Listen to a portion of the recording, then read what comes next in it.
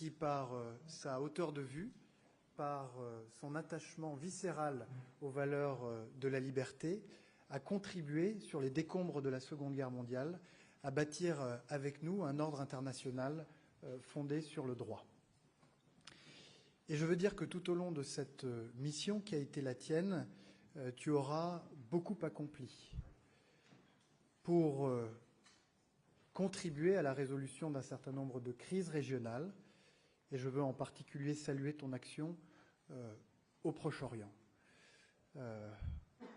Au Liban notamment, où grâce à nos efforts combinés, nous sommes parvenus à mettre fin aux hostilités avec un accord de cessez-le-feu, mis en œuvre grâce à un mécanisme franco-américain qui produit ses effets, puisque le Hezbollah commence à être désarmé au sud du pays et que c'est désormais presque un tiers des troupes israéliennes qui se sont repliées et qui ont quitté le sud du Liban.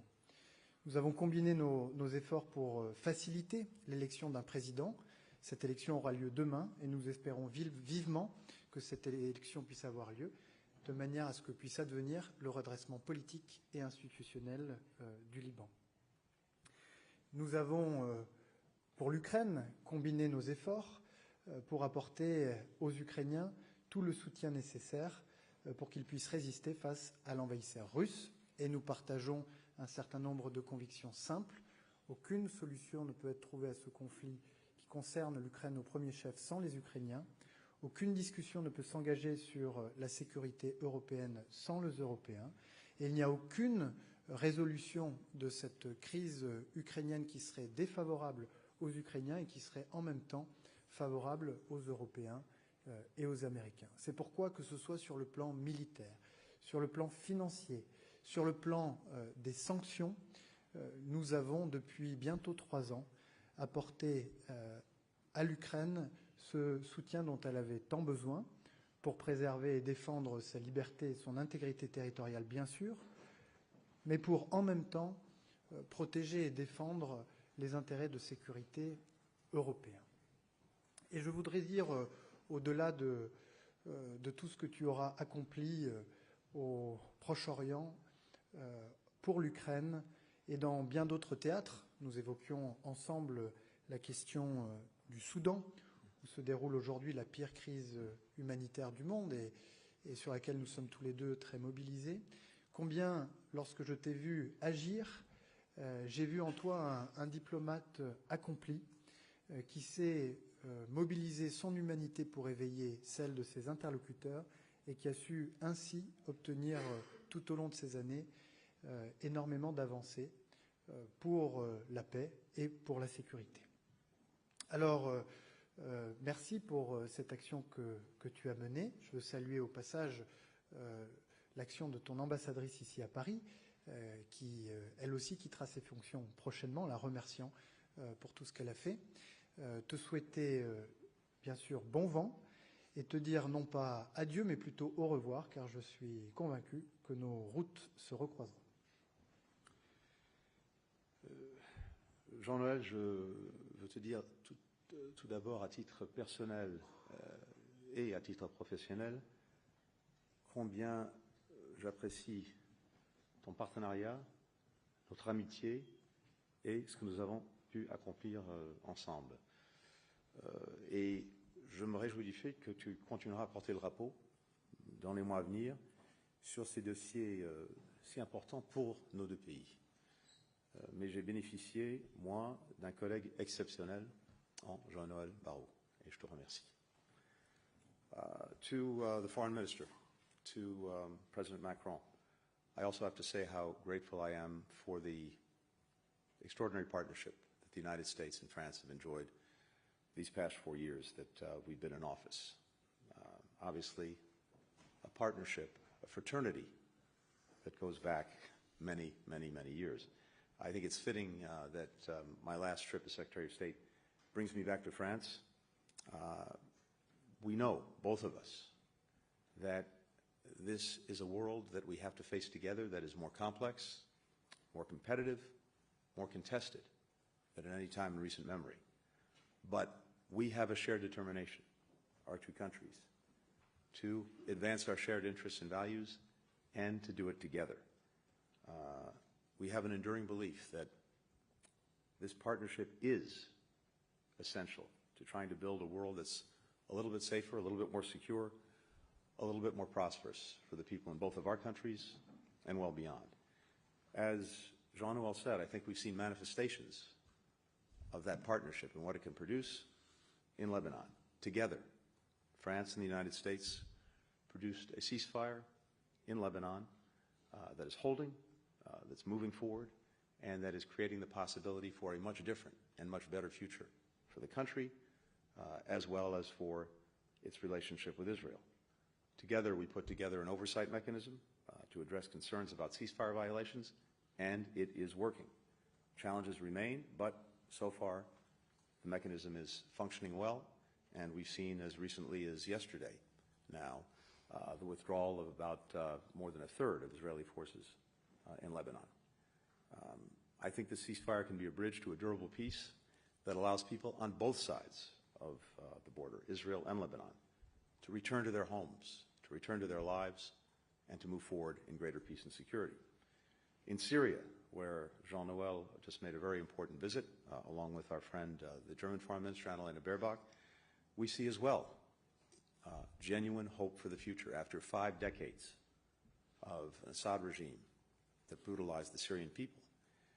Now they have an opportunity for a future that's not under the thumb of a dictator, not under the thumb of a foreign power, not under the thumb of a terrorist group, a future in which a sovereign Syria respects the rights of all of its people, and the country is not used as a base for terrorism or other bad things that we've seen affect people well beyond its borders. So there as well, France and the United States are fully united in what we want to see, what we expect, and the work we're doing to help achieve that.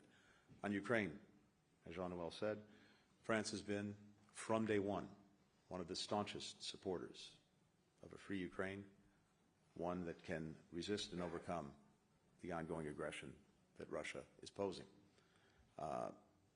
Global support for Ukraine that France and the United States have helped bring about together is one of the strongest examples I've ever seen of burden sharing. And we see that in particular in France's leadership, from training more than 15,000 Ukrainian soldiers to signing a bilateral security agreement with Ukraine earlier this year, to French firms boosting production to strengthen our transatlantic defense industrial base. I think in the months to come, France's leadership will be essential for ensuring that Ukraine has what it needs to be in the strongest possible position to defend its democratic independence, whether that's on the battlefield or at the negotiating table. One of the things the Foreign Minister and I discussed is the fact that Ukraine is maybe the best example of a proposition that security in Europe is intertwined with security all around the world. If you look at what's happening in Ukraine right now, what is allowing the Russian aggression to continue?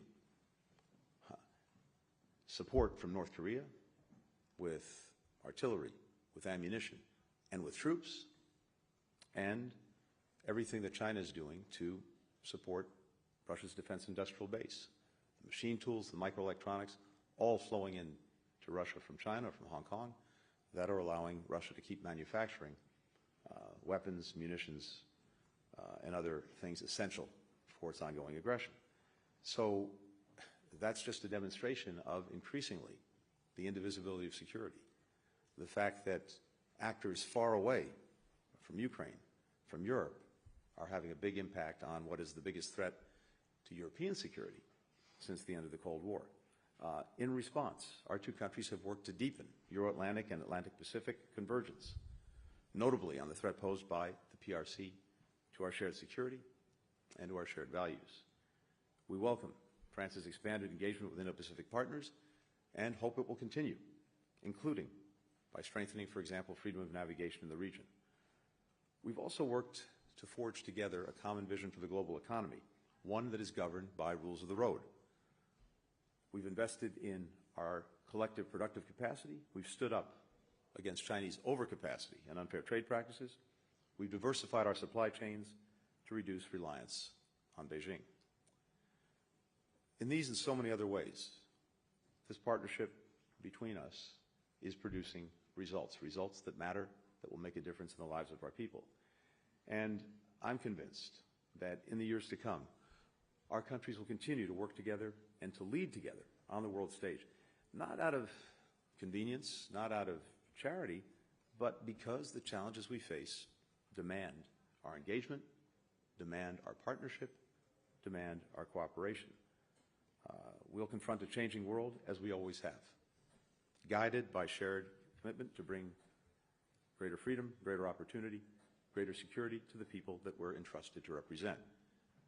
So for that, for the work that we've been able to do together, for the work I know our countries will continue to do together, let me simply say thank you, to share my gratitude, and to share my conviction that when our countries are working in common cause, to common effect, there really is nothing we can't accomplish. Thank you. Les ministres vont prendre quelques questions.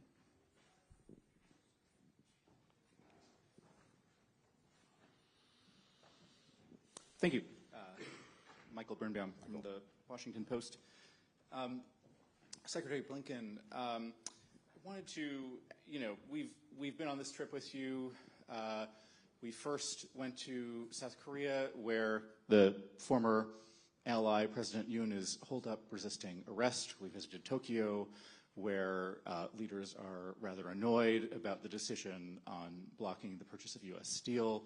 We're here in Paris, where, apologies, but the far right is on the rise.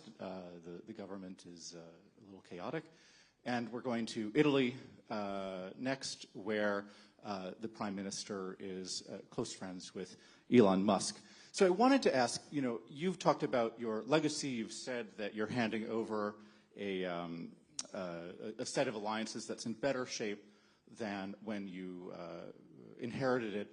But looking at this pattern, what would you tell the United States people about the challenged relationships that you're facing? A quick question about Greenland. What did you tell Minister Barrot about Trump's interest in taking over European territory? How worried are you about a conflict between the United States and Europe on that front? And lastly, apologize, Elon Musk. What should U.S. allies make of his eagerness to support far-right leaders in Europe and around the world, given his closeness to President-elect Trump and his global business interests? And Minister Barrot, I just wanted to ask, what is France prepared to do to defend Greenland and Denmark if Trump continues to press forward in his attempt to take over Greenlandic territory? Thank you. Michael, thank you for covering the waterfront. Let me take these out of order. Greenland first. I think one of the basic propositions we brought to our work over the last 4 years is that we're stronger, we're more effective, we get better results when we're working closely with our allies, not saying or doing things that may alienate them. Having said that, it's the idea expressed about Greenland is obviously not a good one, but maybe more important, it's obviously one that's not going to happen. So we probably shouldn't waste a lot of time talking about it. On the question of where we are with all of our allies and partners, I'd say two things.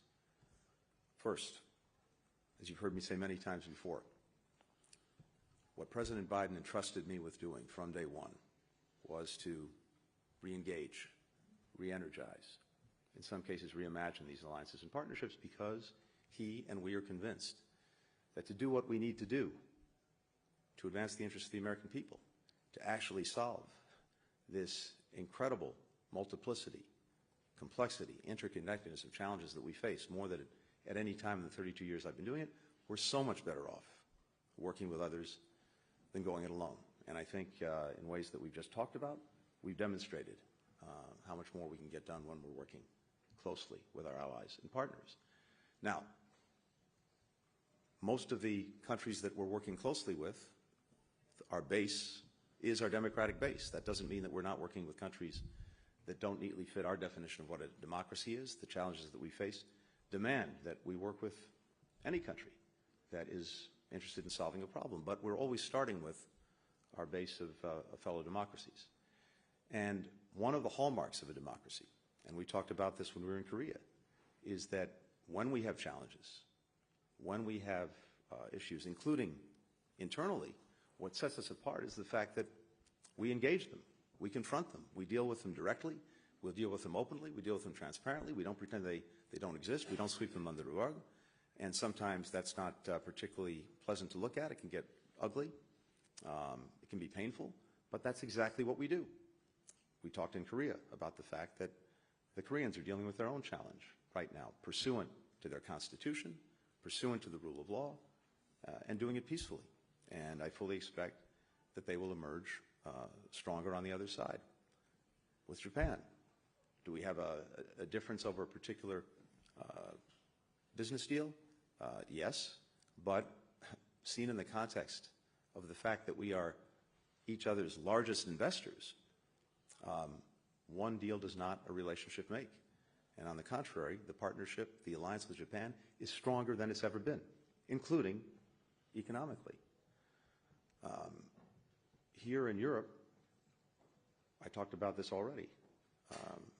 The work that we've done together with our core allies and partners in support of Ukraine has been nothing short of historic.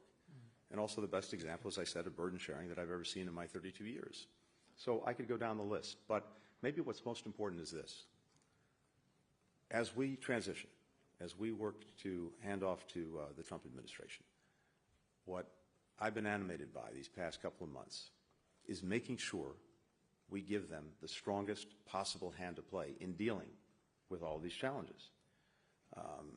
The world doesn't stop because we have a transition. There are so many things happening in real time that I want to make sure the administration that's coming in is fully prepared to engage from day one. And that's exactly what we're doing and what we've been doing. And it's why I'm continuing my work for these next however many days it is, right until noon on the 20th of January. And I believe in area after area, we're handing off, in some cases, things we haven't been able to complete, but that create real opportunities to move things forward in a better way. In the Middle East, we're very close to a ceasefire and hostage agreement. We've talked about this too in recent days. I hope that we can get it over the line in the time that we have left. But if we don't, then the plan that President Biden put forward for a ceasefire hostage deal will be handed over to the incoming administration. And I believe that when we get that deal, and we'll get it, it'll be on the basis of the plan that President Biden put before the world back in May. We've done an incredible amount of work of what follows a hostage ceasefire agreement in terms of the necessary arrangements for Gaza's security, its administration, its reconstruction, a day-after plan. We talked about this with the foreign minister as well. There, too, we're ready to hand that over to the administration so it can work on it and run with it when the opportunity is there. And more broadly, the work, the investment we've made in transformative arrangements for the Middle East, starting with the normalization of relations between Saudi Arabia and Israel, all of that is ready to go if the opportunity presents itself with a ceasefire in Gaza, as well as understandings on a pathway forward for the Palestinians. So there's tremendous opportunity there. Similarly, with Ukraine, everything we've done to make sure that Ukraine would survive, and not only survive, have an opportunity to thrive in the future, is ready to be carried forward. Putin tried to erase Ukraine from the map. He's failed. He's endured, I think, a heavier and heavier strategic setback in everything that he's done in Ukraine. Now we're at a point in the coming year where it may be that the parties will choose to negotiate. We want to make sure, and I think we are making sure, that the incoming administration will be able, if it's going to oversee such a negotiation, to make sure it's doing it from a position of strength, and that President Trump could get the strongest possible deal. I can go down the list, but the point is this. We're handing over a lot of positive opportunities, initiatives, work, and if the next administration chooses to carry it forward, I think that will be clearly in the interests of the United States. Private citizens can, in our country, can say what they want, what they believe, and everyone else can draw their own conclusions and take their own positions on the matter. So I'm not going to comment beyond saying he, like any American, has the right to express his views, his opinions. Quant à moi, d'abord, je voudrais vous démentir. Le gouvernement français est au travail. Et quant à la politique étrangère de la France, sa ligne a été réexprimée avec beaucoup de force par le président de la République dans son discours lundi, en ouverture de la 30e conférence des ambassadrices et des ambassadeurs. Deuxième élément, l'amitié entre la France et les États-Unis a plus de 2 siècles. Je vous ai cité Lafayette, je vous ai cité le D-Day que les présidents Macron et Biden ont célébré côte à côte. Et je voudrais tout simplement vous dire que nous avons survécu à 59 élections américaines, nous survivrons évidemment à la 60e. Ensuite, vous me parlez de l'Europe. Et je voudrais en profiter pour vous dire le lieu dans lequel vous vous trouvez exactement. Ou plus précisément, le lieu où Tony Blinken et moi-même nous tenons exactement. C'est exactement ici, devant cette cheminée, qu'il y a 75 ans bientôt, Robert Schuman prononça en 1 minute 30 une déclaration qui permit la création de l'organisation politique qui a donné lieu à l'Union européenne. C'était à l'époque la Communauté européenne du charbon et de l'acier. Ça s'est produit le 9 mai 1950 et c'est cette date que les Européens se sont donnés pour célébrer chaque année leur Europe. Et donc, comme Tony, je vais vous répondre par une question. Est-ce que nous pensons que les États-Unis envahiront le Groenland? La réponse est non. Mais est-ce que nous pensons que nous entrons dans une période qui voit le retour de la loi du plus fort? La réponse est oui. Et c'est la raison pour laquelle, depuis 7 ans, et sous l'impulsion du président de la République notamment, l'Europe s'est renforcée dans le domaine de la défense, dans le domaine commercial, dans le domaine de la compétitivité, ce qui est très bien, mais il nous faut maintenant aller beaucoup plus loin pour affirmer ce que nous sommes, pour affirmer ce que nous voulons, et pour cela, et le président l'a rappelé lundi matin encore une fois, il faut que l'Europe se réveille. Merci. Bonjour, Emma Barrier pour LCI. Ma première question s'adresse à vous deux en français. Donc cette fois, quel regard portez-vous donc sur ces déclarations expansionnistes de Donald Trump à propos du Groenland et du Canada? Et Monsieur Blinken, pourriez-vous nous répondre en français si vous le voulez bien? Et ma deuxième question, c'est quelle est la garantie américaine donc sur la poursuite de l'aide américaine donc à l'Ukraine après le 20 janvier? Je vous remercie. Écoutez, je ne peux que répéter ce que j'ai dit il y a un instant. Franchement, ça ne vaut pas la peine de passer du temps sur ces questions parce que ça ne va pas se faire. Donc, pourquoi perdre le temps à en discuter? En ce qui concerne l'aide américaine, le soutien américain, ce que je peux vous dire, c'est que pendant la durée de l'administration du président Biden, on continuera chaque jour d'apporter ce soutien aux Ukrainiens, y compris dans les jours à venir. Et en même temps, nous avons un soutien exceptionnel venant de la part de nos partenaires. Pendant les 2 et quelques années de cette agression russe contre l'Ukraine, les États-Unis, nous avons apporté à peu près 100 milliards de dollars en soutien à l'Ukraine. Nos amis en Europe, et au-delà de l'Europe, en Asie, 150 milliards de dollars. Donc nous voyons là que nos partenaires font le nécessaire, et je suis convaincu, continueront à faire le nécessaire pour l'Ukraine. Messieurs les ministres, une question.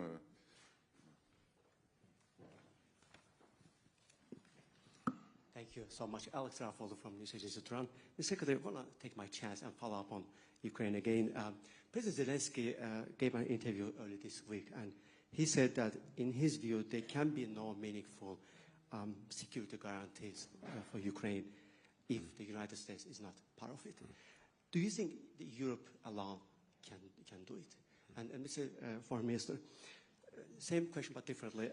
Given the incoming administration's viewpoint, can you see it being there in a coalition of European countries that would be willing to provide guarantees to Ukraine, which will be enough for lasting peace? And or do you just think that willpower is not there? Is America still a key on this? If I may, very quickly follow up on concerns across the continent over Russian interference directly in the election processes in Europe. What can Europe do to better vaccinate, if you want, against that problem?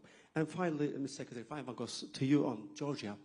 President Macron this week backed the protesters in Tbilisi, and he said that new elections could be a way out of the current political crisis. And they've taken some measures, sanctions, but I want to give you a chance to expand on that. Is there anything that the Western allies can do to save Georgia's democracy? Thanks so much. Thank you. Happy to start. On Ukraine, as we've been very clear, what we've all been working to do is to make sure that as Ukraine engages this year, 2025, it can engage it from a position of strength, whether that means continuing the fight because Russia refuses to stop, or whether it means entering into a negotiation to get at least to a ceasefire and maybe beyond. And as I mentioned a moment ago, we'll continue to the very last day of this administration to bring that support forward to Ukraine. I know that our partners will continue well beyond. If there's going to be a negotiation, if there's going to be a ceasefire because we brought it to that point, I think it's going to be critical. And I believe that the incoming administration will want to make sure that they negotiate the best possible deal. And the best possible deal has to be one that builds into it real deterrence against Russia repeating its aggression 6 months, a year, 2 years, you name it. Because here's what we know. Putin has not and will not give up on his imperial ambitions. And if there's a ceasefire, he'll want to try to use the time to rest, to refit, and eventually to reattack. That's why it's absolutely essential that part of this include an effective deterrent against any further aggression by Russia. Now, that can take different forms, including the form of having certain countries police any demarcation or any ceasefire line.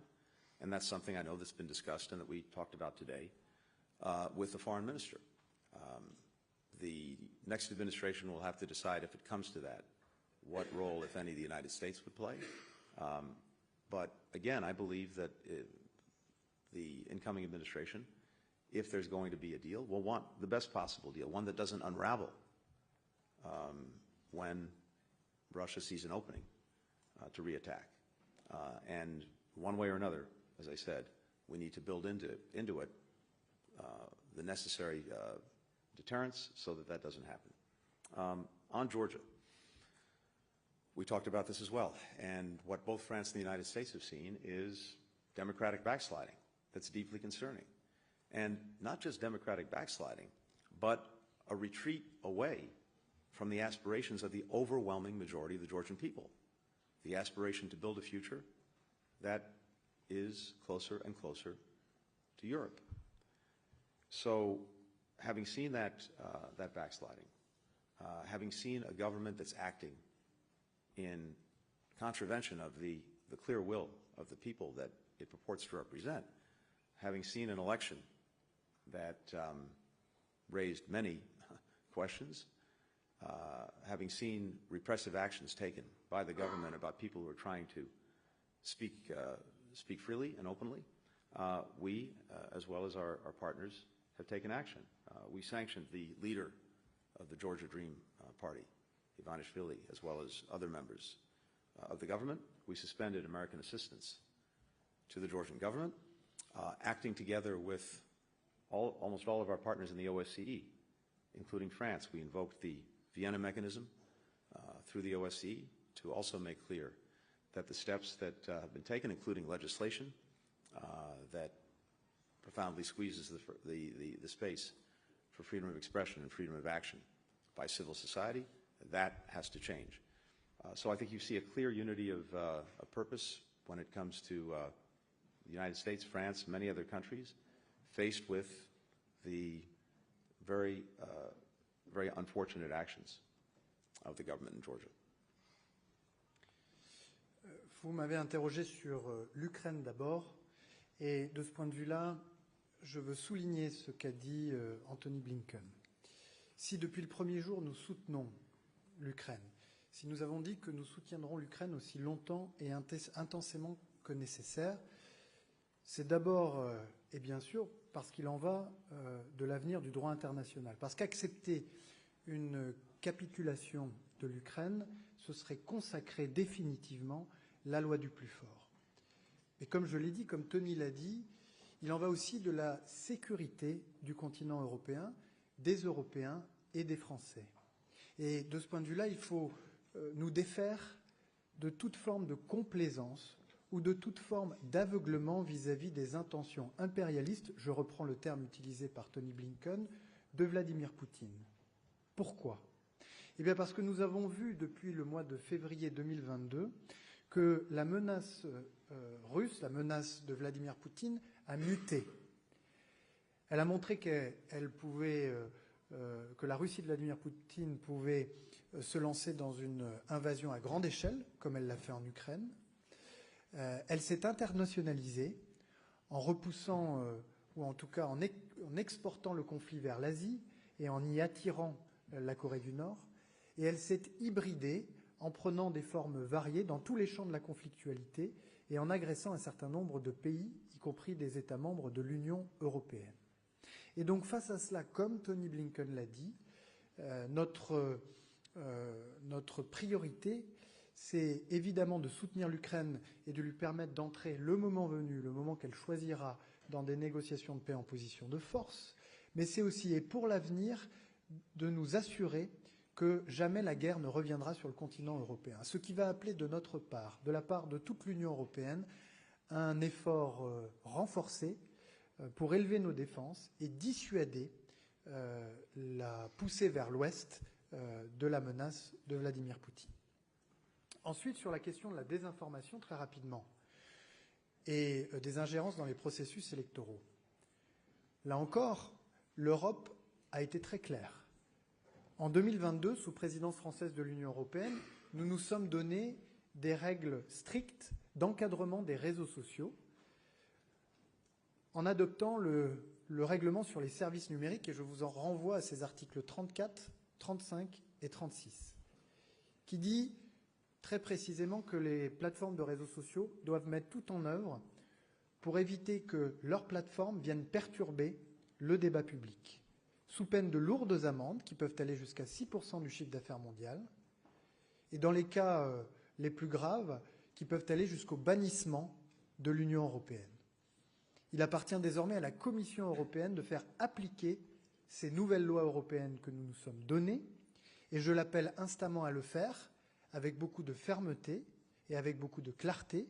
Si elle ne le faisait pas, alors il conviendrait qu'elle puisse restituer aux États membres qui le souhaitent la possibilité de le faire à leur niveau.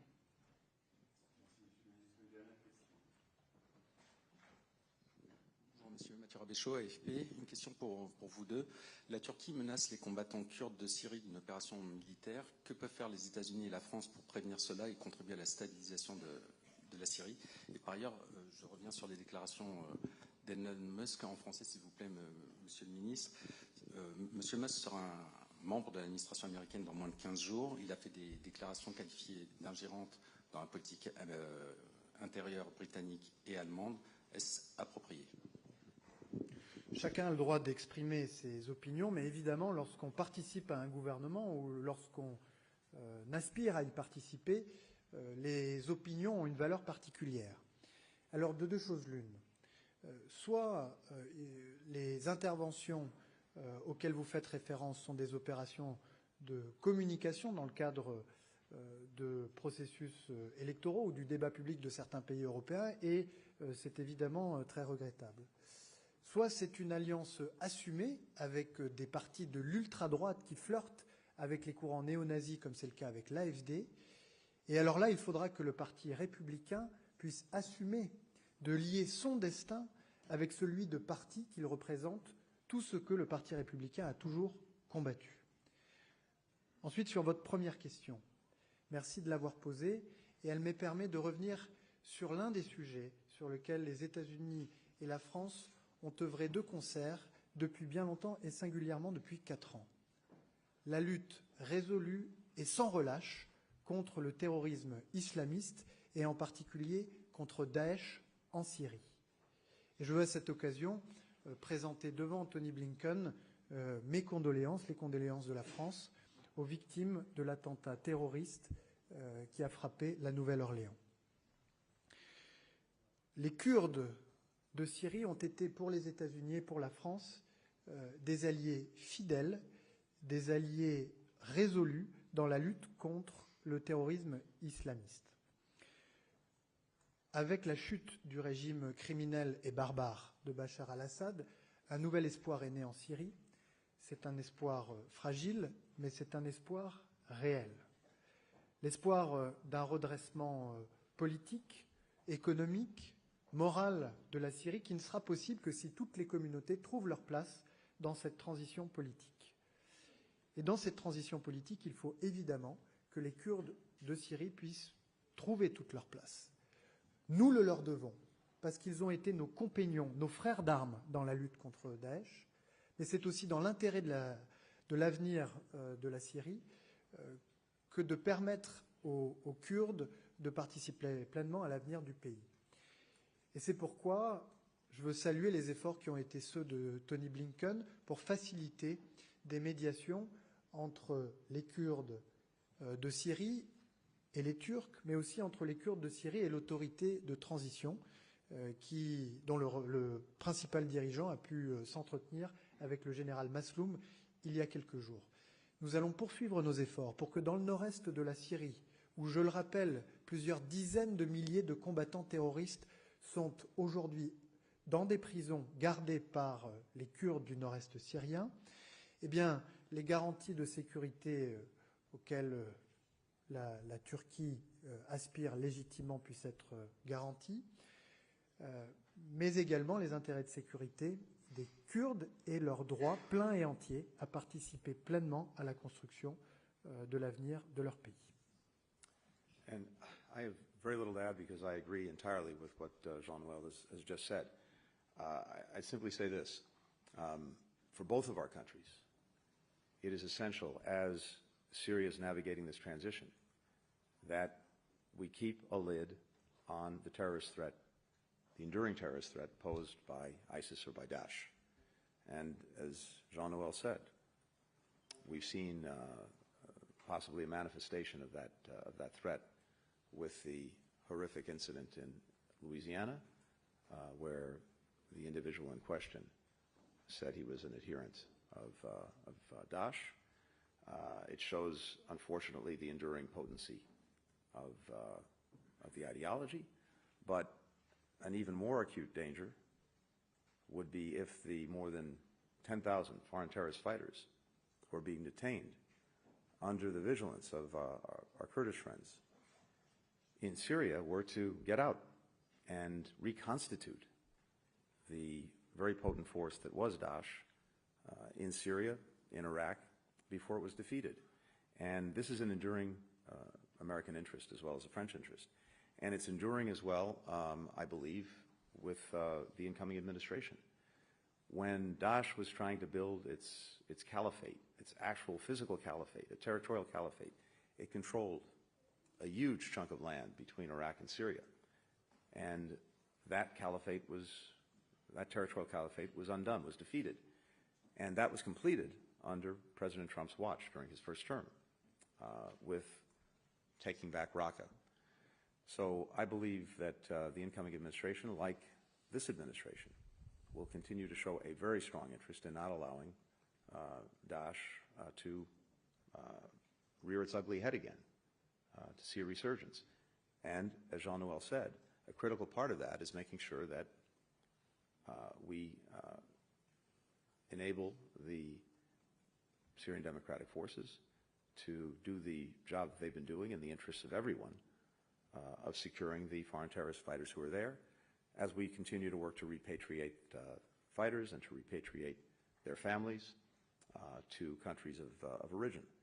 So we've been working very closely as well with our ally, our partner in Turkey, which has very legitimate concerns, of course, about the PKK and about terrorism, to navigate this transition, to navigate it in a way that I think leads to a resolution of many of those concerns, including over time with the integration of the Syrian Democratic Forces into Syrian National Forces, including with the departure of foreign members of that force to their own countries, including with a resolution of questions around oil, around borders, etc.